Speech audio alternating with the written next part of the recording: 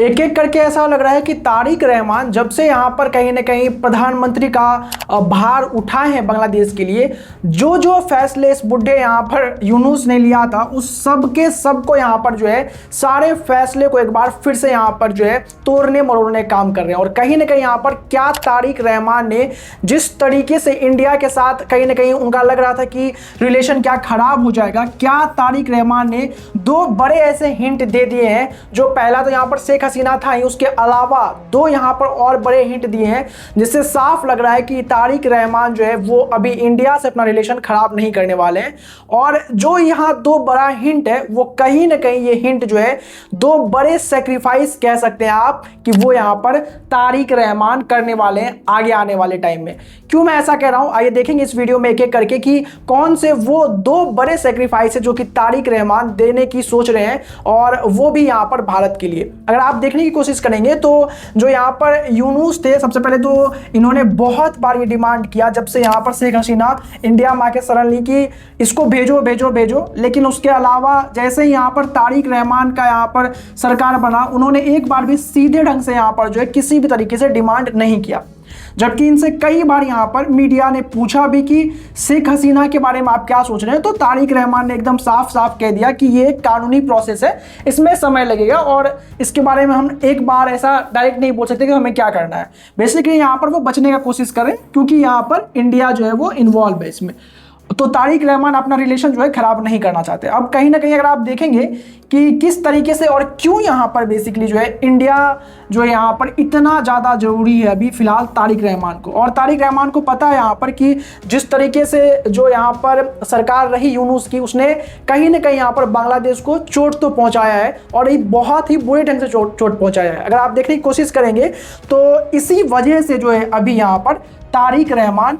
एक बार भी यहाँ पर सीधा सीधा डिमांड नहीं किया है शेख हसीना का, जबकि जो यूनुस था उसने कई बार यहाँ पे बोला कि हमें यहाँ पर शेख हसीना वापस कर दो। उसके बावजूद यहाँ पर आने के बाद, सरकार बनने के बाद तारिक रहमान ने एक बार भी ऐसा कुछ नहीं कहा। क्यों ऐसा कर रहा है बेसिकली, अगर आप देखेंगे यहाँ पर कि बहुत अच्छे तरीके से यहाँ पर इनको मालूम है कि जो अभी कंडीशन है यहाँ पर बांग्लादेश की, उसमें इकोनॉमिकल प्रॉब्लम बहुत ज़्यादा है और कहीं ना कहीं आर्थिक रूप से इतनी कमजोरी यहाँ पर जो है बिल्कुल नहीं चाहते होंगे अभी यहाँ पर तारिक रहमान। और सिर्फ यही वो कारण रह रहा है जिसकी वजह से वो यहाँ पर जो है कहीं ना कहीं इंडिया से जो है अपना रिलेशन खराब नहीं करना चाहता। क्योंकि अगर आप देखेंगे कि ये यहाँ पर जो है हमारे पास से कहीं ना कहीं अब उसको ओनियन का जो है एक्सपोर्ट करना होगा, बिजली आपूर्ति के लिए यहाँ पर जो है भारत की तरफ जो है नजर गड़ाए बैठता है यहाँ पर तारिक रहमान। उसके साथ साथ यहाँ पर चावल वगैरह की जितनी भी यहाँ पर चीजें हैं वो यहाँ पर जो है एक्सपोर्ट यहाँ पर वो चाहता है कि इंडिया करे। और बांग्लादेश की जो इकोनॉमिकल स्थिति बहुत ज्यादा खराब है उसको ठीक करने में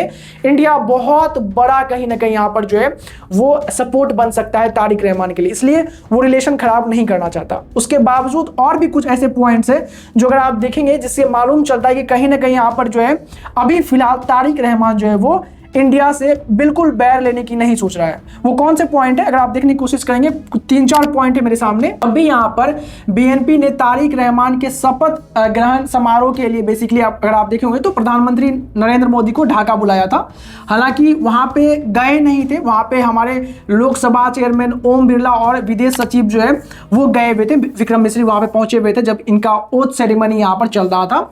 उसके साथ ही साथ यहाँ पर क्यों ऐसा लगता है कि बीएनपी के जो तारिक रहमान है वो अभी कहीं ना कहीं इंडिया के फेवर में, जब बीएनपी ने चुनाव प्रचार के दौरान भी यहाँ पर भारत के खिलाफ कोई भी सख्त बयानबाजी नहीं की थी। जबकि अगर आप यूनुस की बात करेंगे तो वो जहां पर भी जा रहा था वहां पर सिर्फ और सिर्फ जहर उगलने का काम कर रहा था इंडिया के खिलाफ, लेकिन यहाँ पर किसी भी तरीके का बयानबाजी जो है तारिक रहमान की तरफ से बिल्कुल नहीं हुआ। इससे क्या मालूम चलता है कि यहाँ पर कहीं ना कहीं रिलेशन जो है वो खराब नहीं करना चाहता। अगर आप देखेंगे यहाँ पर कि दिसंबर में जो है एस जयशंकर से मुलाकात भी की थी यहाँ पर तारिक रहमान ने, और वो भी काफी यहाँ पर जो है बताया जाता है कि सौहार्दपूर्ण रहा था, मतलब बहुत ही सही ढंग से वो भी चीजें निकली थी। तो अब वो कौन सा बड़ा दो सेक्रीफाइस है, आपके मन में ये सवाल उठा होगा कि जिसके वजह से यहाँ पर ये बात कहा जा रहा है अभी बेसिकली कि कहीं ना कहीं इंडिया की तरफ जो है वो झुकाव जो है वो बढ़ रहा है तारिक रहमान का। तो आइए देखते हैं कि वो कौन से आखिरकार दो बड़े सेक्रीफाइस जो करने की सोच रहा है। जो यहाँ पर बेसिकली अगर आप देखने की कोशिश करेंगे, जो ये मोहम्मद यूनुस है,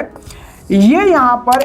चाइना की गोदी में जाके बैठ गया था और उसके साथ साथ यहाँ पर जो टर्की वगैरह से जाके मिलता था और वहाँ पर बयानबाजी चलती रहती थी इंडिया के खिलाफ। कभी भी आप देखेंगे कि चाइना जो है वो इंडिया के फेवर में तो बिल्कुल नहीं है, और वही हाल यहाँ पर जो है टर्की का भी है, ये भी इंडिया के फेवर में बिल्कुल नहीं है। तो अब यहाँ पर दो डील के बारे में बातचीत चल रही थी। बेसिकली टर्की से जो है एयर डिफेंस सिस्टम को मजबूत करने के लिए जो है कई बार यहाँ पर यूनुस मिल रहा था, लेकिन टर्की जो है वो इंडिया के फेवर में बिल्कुल नहीं है। वहीं साथ में बात कर लें तो चाइना के साथ भी एक बहुत ही भयंकर वाली मीटिंग चल रही थी इसकी, जहां पर ये बोल रहा था बेसिकली ये बुड्ढा कि आप आओ बांग्लादेश के अंदर में, और बांग्लादेश के अंदर में जो लड़ाकू ड्रोन वगैरह है उसका सेटअप आप यहां पर जो है हमारे यहां कर सकते हो, ताकि यहां पर जो है आप जो है बहुत ही आसानी से जब भी मौका मिले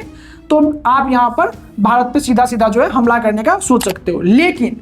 अब वो दो कौन सा बड़ा सेक्रीफाइस है जिसके बारे में बोल रहा था, जो यहाँ पर तारिक रहमान है, इसने यहाँ पर इन दोनों डील पे जो कि यहाँ पे होने वाला था वहां पर होल्ड कर दिया है। जी हाँ, अभी यहाँ पर इसके बारे में सोचने का बिल्कुल फैसला नहीं लेने वाले हैं। ये बात यहाँ पर साफ साफ बीएनपी सरकार ने कर दिया है कि अभी जो पुराने जितने भी डील यहाँ पर यूनुस ने हुए थे उस पर एक बार फिर से डिस्कशन होगा और उसके बाद ही हम कोई आगे का फैसला लेंगे। जिससे साफ मालूम चल रहा है कि कहीं ना कहीं यहाँ पर जो है यूनुस के जितने भी कहीं ना कहीं दाव पेच चल रहे थे भारत से दूरियां बनाने की, वो आप खत्म करने की एक चाह रख रहे हैं यहाँ पर कहीं ना कहीं तारिक रहमान। आपको इस पूरे मामले में क्या लग रहा है कि क्या यहाँ पर जो है तारिक रहमान कभी भारत का दोस्त हो सकता है या सिर्फ ये यहाँ पर इसकी चाल हो सकती है? अपनी राय हमें कमेंट करके जो बताइएगा। साथ ही साथ वीडियो को लाइक और चैनल को सब्सक्राइब करना बिल्कुल ना भूलें।